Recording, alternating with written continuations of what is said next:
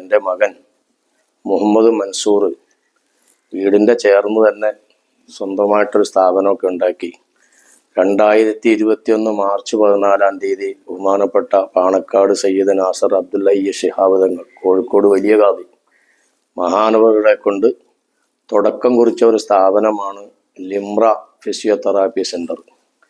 റബ്ബിൻ്റെ അനുഗ്രഹത്താൽ അൽഹംദുലില്ലാഹ് ഒരു പിതാവിന് മകൻ്റെ വളർച്ചയിൽ മാത്രമല്ല ജനങ്ങളുടെ ഭാഗത്തു നിന്ന് കിട്ടുന്ന തൃപ്തികരമായ മറുപടികൾ, അവർക്ക് കിട്ടുന്ന സേവനത്തിൻ്റെ കിട്ടുന്ന വർത്തമാനങ്ങൾ എന്നെ വല്ലാതെ സന്തോഷിപ്പിക്കുന്നുണ്ട്.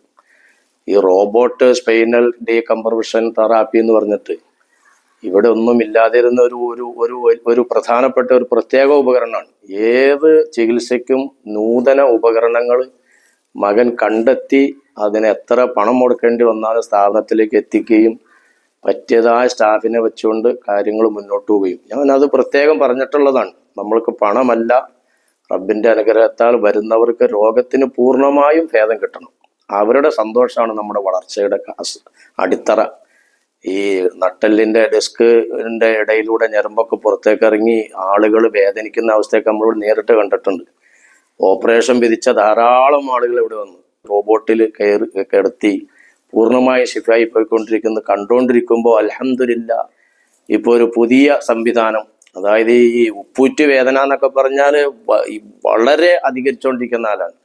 ഉപ്പൂറ്റ് വേദന, മുട്ടുവേദന, മസിലുകൾക്ക് വേദന, ഇപ്പൊ ഷോക്ക് വേവ് എന്ന് പറഞ്ഞിട്ടൊരു പുതിയ സംവിധാനം മോനോട് കൊണ്ടുവന്നിരിക്കുക.